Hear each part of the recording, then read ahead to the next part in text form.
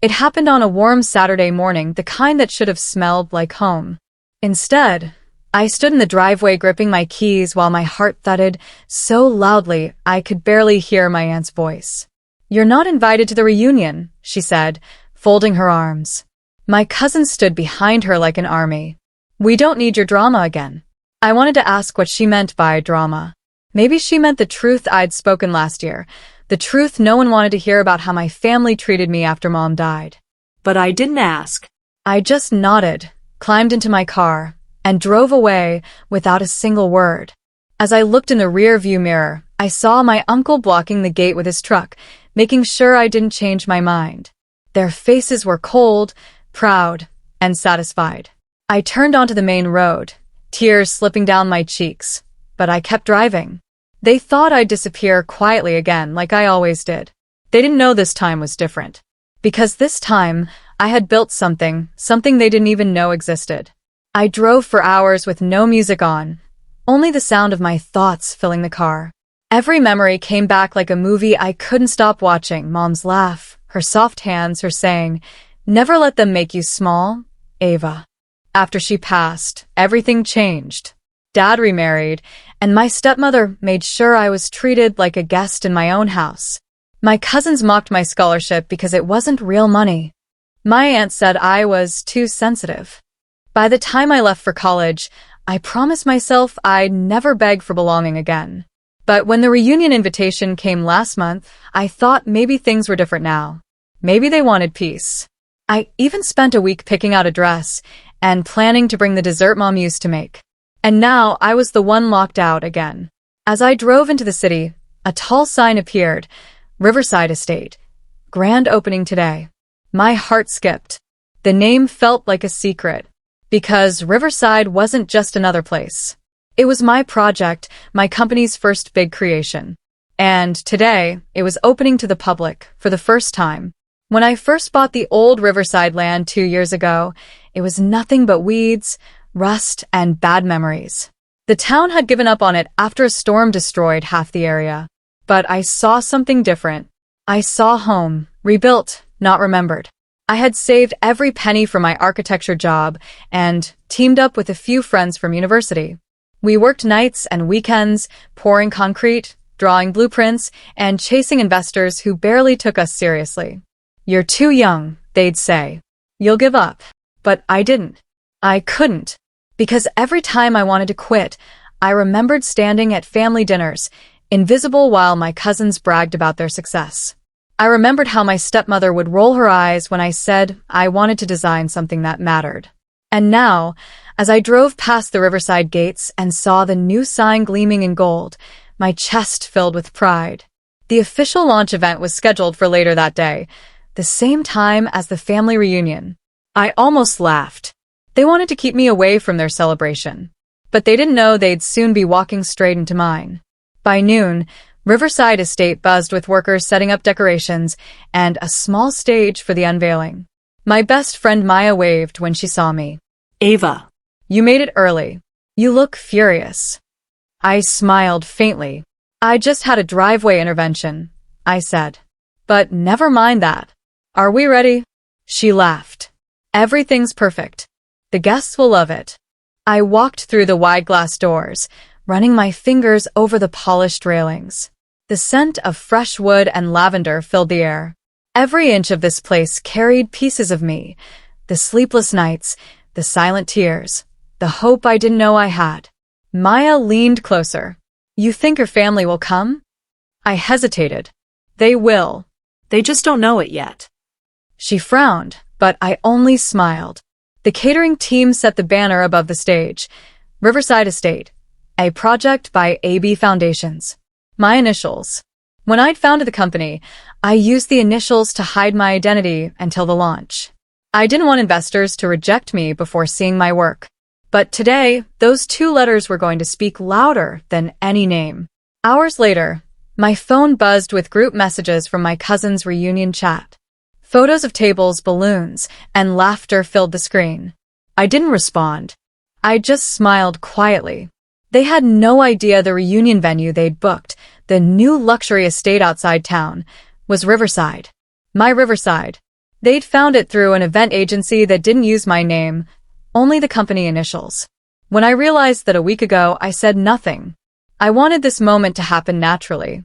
At exactly 4 p.m., I stood at the top of the grand staircase, looking down as the event guests began to arrive. Then, a familiar voice echoed near the entrance. "Wait, this can't be right," my aunt said, clutching her purse. My cousins followed, eyes wide. They froze when they saw the massive sign in front of the hall. "Welcome to Riverside Estate, developed by Ava Blake." Silence rippled through them like a wave. My aunt's lips parted. "Is this her place?" she whispered. My heart pounded, but I stood tall, watching their expressions shift, from confusion to shock to something close to shame. And then the phone calls started. My phone buzzed again, first my aunt, then my father. I watched their names flash across the screen but didn't answer. Maya stood beside me, her eyes wide. "Ava, are you sure you're ready for this?" "I've been ready for years," I said. Down below, my family huddled together near the main fountain. My cousin Liam pointed at the large plaque with my name carved in gold. I could almost read his lips. It can't be her. I took a deep breath and began walking down the staircase. The chatter faded as guests turned. Every step felt heavy and perfect. When I reached the bottom, my father finally spoke. "Ava, this is yours?" I nodded calmly. Yes. "Welcome to Riverside." For a long moment, no one said anything. Then my aunt gave a strained laugh. "You didn't mention you were in construction." "I wasn't," I said softly. "I was in rebuilding." Their confusion deepened. My father's eyes darted around, taking in the shining marble, the chandeliers, the crowd waiting for me to speak. "This isn't just a venue," I said. "It's a home rebuilt from rejection." He looked at me the same way he once did when I was small, only this time he didn't look disappointed. He looked afraid. When the official ceremony began, I stepped up to the microphone.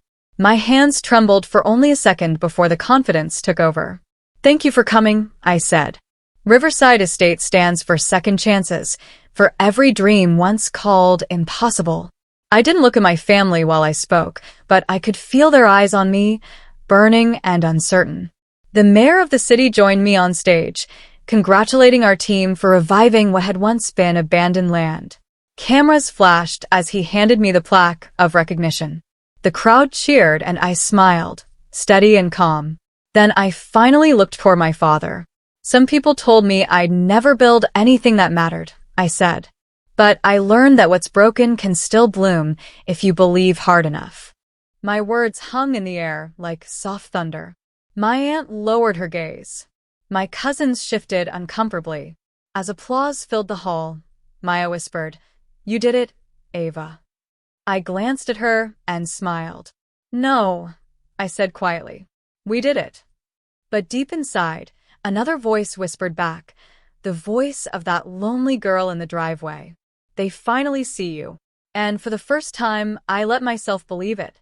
After the event ended, I walked through the courtyard, where fairy lights shimmered in the dusk. The guests began leaving, but my family stayed behind, as if waiting for permission to speak. My father approached first. "You should have told us," he said, his voice low. I turned to him. "You told me not to bring my drama, remember?" I listened. He winced. My aunt stepped closer. "Ava, we didn't mean—" "You meant every word," I interrupted. "And that's fine. I used the silence you gave me to build something louder." They exchanged uneasy glances. My cousin Liam rubbed his neck. "We thought you left because you couldn't handle criticism." I almost laughed. No, Liam. I left because I wanted peace. The truth hung between us like fog. My father finally said, "This place is beautiful." I didn't know you had this in you. I met his eyes. "That's because you never looked." For once, he didn't argue. He just nodded slowly, as if seeing me for the first time. The night wind carried music from the speakers again. I stood among them, not as the outcast anymore, but as the proof that distance can build power. Later that evening, when most of the staff had left, I sat alone by the riverside fountain. The water glowed under the soft lights, calm and endless. My phone buzzed again, this time a text from Dad. Proud of you. Wish your mom could see this. I stared at the screen for a long time before typing back. She already does. Footsteps echoed behind me. My aunt sat down quietly. I owe you an apology, she said. I didn't reply. I thought you were chasing attention, she continued. But maybe you were chasing peace. I should have understood. Her voice trembled. She looked older, smaller than I remembered. Families shouldn't treat each other that way. I nodded slowly. No, they shouldn't. But we can start over if you mean it. She wiped her eyes and smiled weakly. I do. As she stood to leave, I whispered, tell them the reunion can continue here. Tonight. If they want to stay.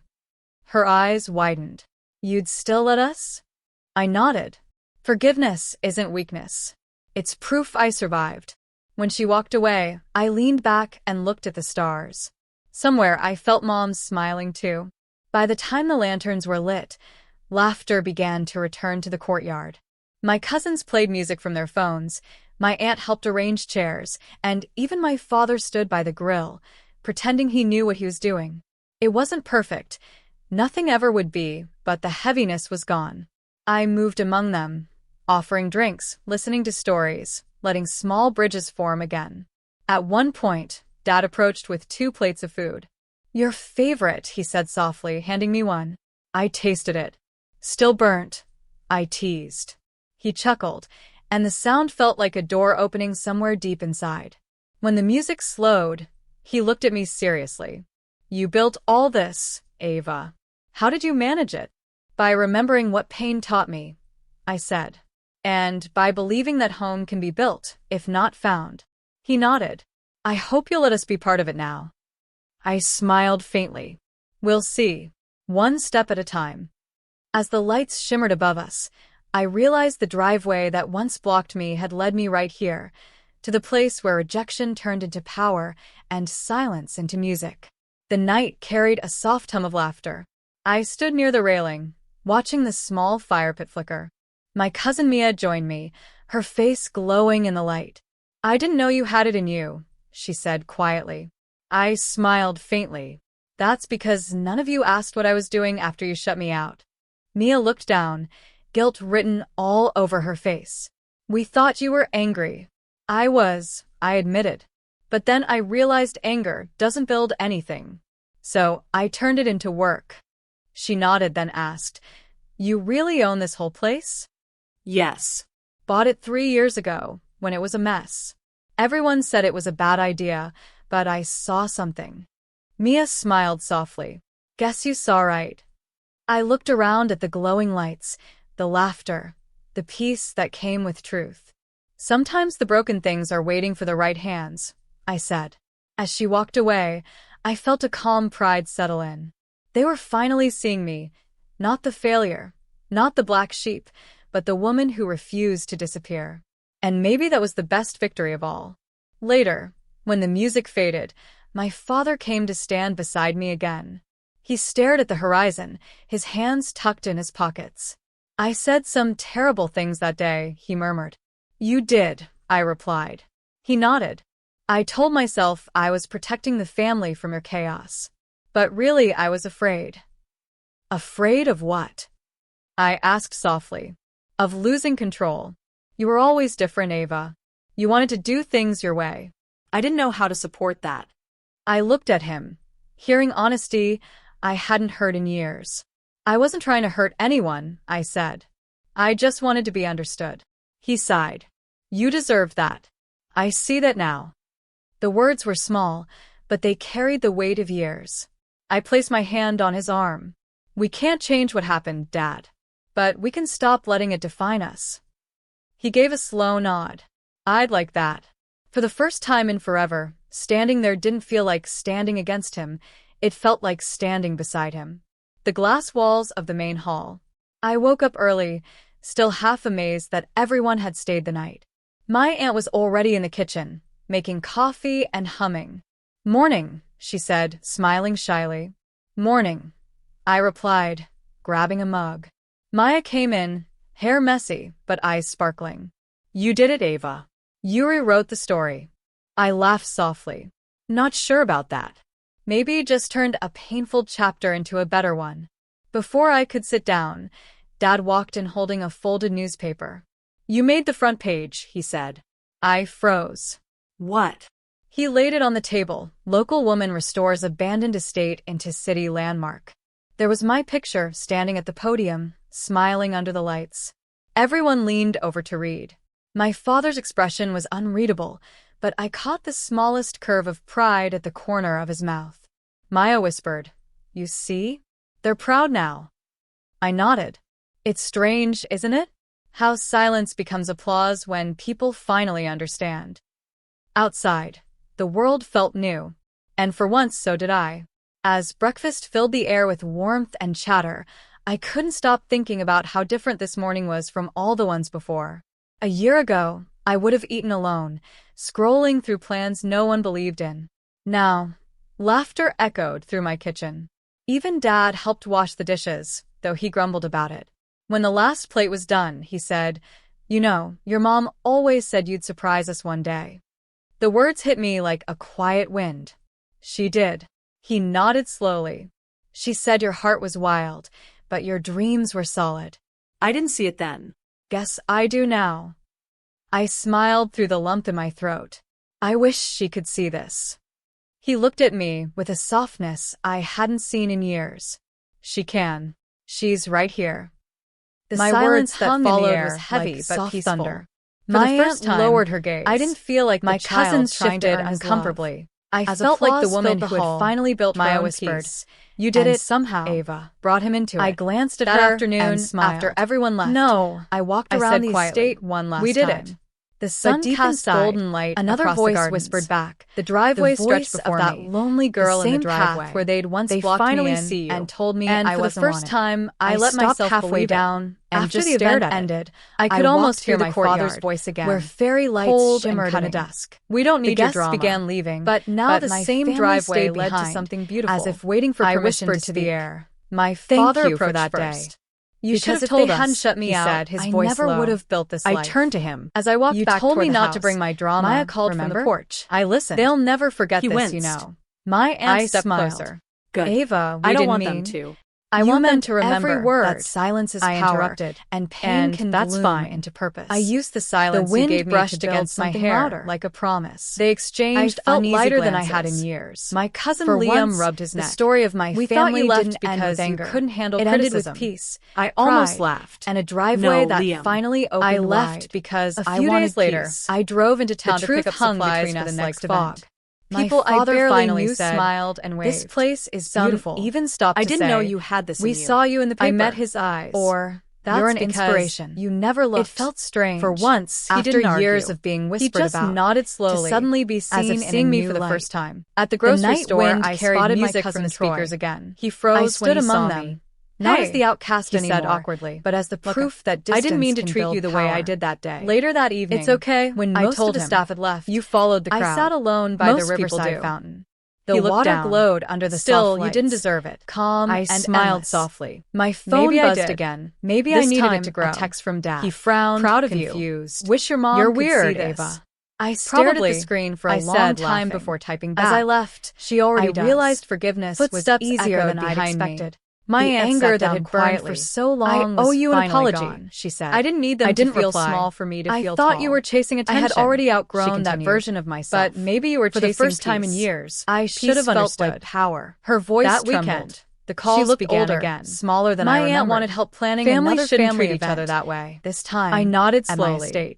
No, it's the perfect place. But we can start over if you mean it. As if nothing had happened. She wiped her eyes and smiled weakly. You're sure everyone's comfortable with that? As she stood to leave, I whispered, Tell them the reunion can continue how they see you. Tonight. I agreed. If they want to stay, though part of me still felt uneasy. Her eyes widened. When the day came, the family arrived early. Forgiveness isn't weakness. Compliments. It's proof I came with a small box when she walked away. This was your mother's, and looked at the stars, handing it to me. Somewhere I felt Mom's was a silver bracelet. By the time the lanterns were lit, laughter began the day you were born, he added.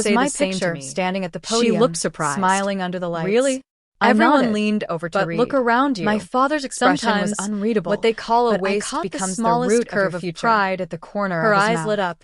Maya and whispered, I saw a spark "You I see? knew well. They're proud That now." day, I realized I that the nodded. best revenge It's strange, isn't proving isn't people it? wrong. How It's silence inspiring becomes others to applause believe in when themselves. people finally The more I understand. taught, the lighter my Outside, heart felt. the world felt Pain new. had built the walls And for of this once, house. so did I. But purpose As filled breakfast its filled the rooms. air with One warmth cool and morning, chatter, I I couldn't received stop an thinking about unexpected how letter. different this morning It was was from from my all the father. ones before. Though we lived a year only ago, an hour apart, I would have eaten alone. He still preferred written scrolling words through for plans things that no one mattered. believed in. Inside, Now, in his shaky laughter handwriting, he echoed wrote, through my kitchen. Ava, Even I've Dad spent many helped wash nights the thinking dishes, about that though day in he the grumbled driveway. about it. I When the still last see your plate face was when done, I he told you not said, to come. "You know, I was your wrong. mom always You said didn't you'd bring surprise drama us one day. You brought courage. The words hit me You like reminded a us quiet what wind. family really means. She did. He Love, nodded slowly. Dad. She Tears said your blurred heart my was vision. wild. I but your sat in the dreams garden, were solid. The paper I didn't see it trembling then. in my hands. Guess I do now. I smiled through the lump in my throat. I wish she could see this. He looked at me with a softness I hadn't seen in years. She can. She's right here. All those years I had begged for his approval, and now it came not as a demand, but as a gift. When I called him later, he said softly, I wanted you to have that in writing, so you'd never forget it. I won't, I whispered. I promise. We didn't talk long, but we didn't need to. The silence between us was no longer sharp. It was soft, like peace finally taking root. That summer, I hosted a reunion again, this time by choice. The invitations went out early, and every member of my family accepted. When the day arrived, the gates swung open to laughter and cars pulling in. No one blocked the driveway this time. Instead, they parked neatly along the path, carrying dishes and smiles. My father hugged me first. I'm proud of you, Ava, he said. My aunt followed, whispering, We'll never forget what you did for this family. As everyone gathered, I raised my glass. A year ago, this driveway was the end of something. Today, it's the beginning of everything good we've built since. Cheers rose, echoing through the garden. For the first time, I saw them not as the people who hurt me, but as the people who taught me resilience. Forgiveness, I realized, isn't weakness. It's freedom. And freedom feels like standing in your own home, surrounded by the same voices that once tried to silence you, now saying your name with pride. Later that evening, after everyone had gone, I stood under the stars again. The estate was quiet, the lanterns still glowing. Maya joined me with 2 mugs of tea. You did it, she said softly. We did, I replied. You ever think about what would have happened if you'd stayed that day? I smiled faintly. All the time. But if I'd stayed, I would have spent years trying to prove myself to people who weren't ready to see me. Leaving was hard, but it gave me space to grow. Maya nodded slowly. You turned rejection into a foundation. Exactly, I said, watching the lights shimmer. Sometimes, life blocks your path to push you toward your purpose. She raised her mug. To blocked driveways and open roads. We laughed, and the sound echoed across the night like music.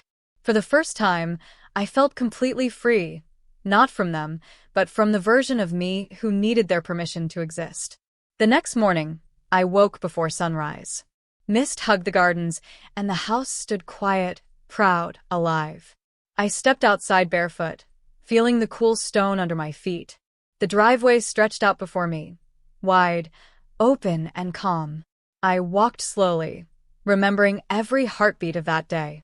My father's angry words, my silent drive away, the tears that burned but never fell. And now this. Peace. At the end of the path stood a new sign I had hung the night before. Welcome home. It wasn't for my family, it was for me. I touched the sign gently and smiled. This was never about revenge, I whispered. It was about coming home to myself. Behind me, sunlight broke through the mist, warm and golden. That day, I realized something beautiful. Sometimes, the greatest stories don't end with applause. They end with quiet mornings, open driveways, and the sound of peace that used to be pain. And that's how my story began again.